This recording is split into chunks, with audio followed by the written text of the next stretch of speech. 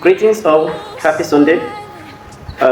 Today is the 20th Sunday in ordinary time according to Catholic calendar. We look at the first reading, second reading, and third reading. First reading taken from the book of Isaiah, chapter 53, verse 1 and verse 6 to 7. And second reading, Romans chapter 11, 13 to 15, and then 29 to 32. Matthew 15, the Gospel, Matthew 15, 21 to 28. Today I brought a topic that says University of Mercy. University of Mercy, because today's topic revolves around mercy, everything mercy, mercy of God. But I want to bring to your doorstep a topic that says University of Mercy. This topic is very wide, but I will be dividing it into two parts so that we'll be able to touch different parts that we need to touch. University of Mercy is a school of thoughts. University of Mercy is a school of thoughts.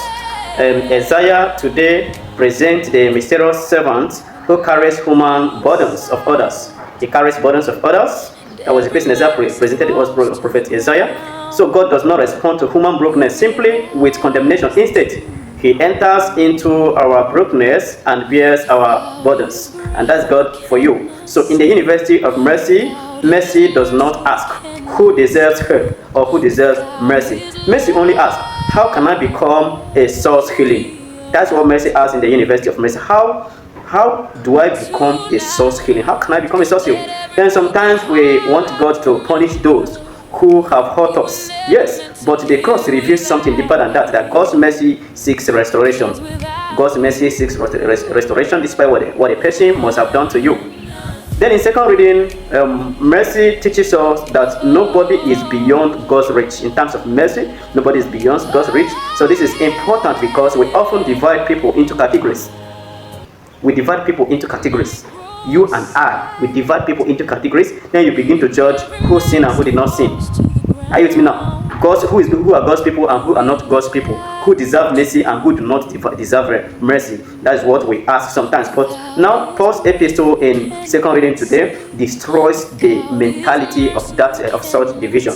It is only God who knows who to show mercy. But according to today's reading, God shows mercy to everybody despite whom you are, as far as you are His creature. He created you. He shows you mercy. Mercy does not come to your doorstep only when you did not open the door of mercy. Now, there is something we need to know. Everyone needs mercy.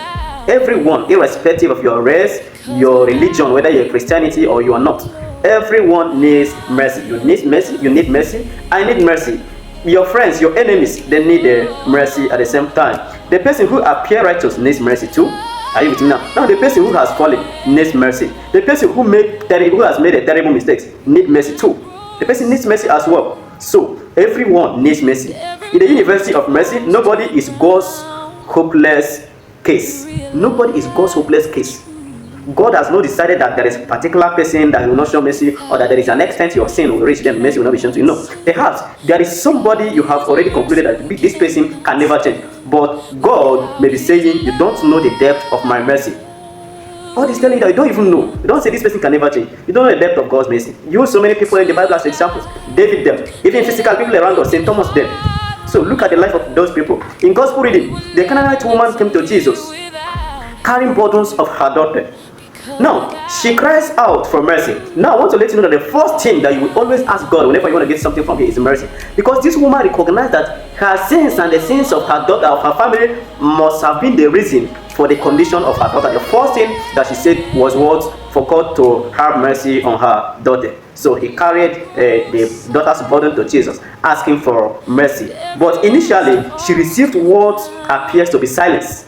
But she continued to struggle, displaying her faith, telling Christ, even if, because Christ told her that it's not good to take children's food and throw to dog. But the woman displayed her faith, saying that even dog can still pick the leftover. That was when Christ said, your faith has made you well, that your faith has granted your request. She didn't give up when she received something that appears like silence. She didn't give up. She continued asking, and eventually Jesus commended her faith. And from there, we are learning our lesson today as well. So, this woman teaches us something remarkable. Sometimes God's silence is not rejection. God's silence to show you mercy, God's silence to answer you is not rejection, and can never be a rejection. There are moments we pray and nothing seems to happen. Calm down. Continue praying. Have patience. Are you with me? We begin to ask sometimes, God, where are you? Why haven't you answered me since all the while? Why is the situation still the same? But the woman is teaching us to remain calm. Let us remain calm and continue to ask, not to relax. Continue to be at the feet of Christ, even when there is nothing, even when there is a delay to the answer that we need from our prayers. Calm down. She approached Jesus with humility. Therefore, we must approach Jesus with humility. So an important thing we need to learn today is that University of Mercy is that classroom of mercy. And the classroom of mercy is the classroom of humility. Classroom of mercy is the classroom of humility. The woman shows her humility. The woman did not start by telling Christ her title or whatever, because the Bible presented the woman as somebody that will be rich. But she did not start like she started with humility. Now she did not argue when Christ told her that it's not good to throw children to dogs. She did not argue. Rather, she applied her faith. She applied her sense. She applied her understanding about whom Christ was and whom Christ is. So, in order to make this video very long, I will divide this teaching into parts. We'll be going to part 2 in our next video.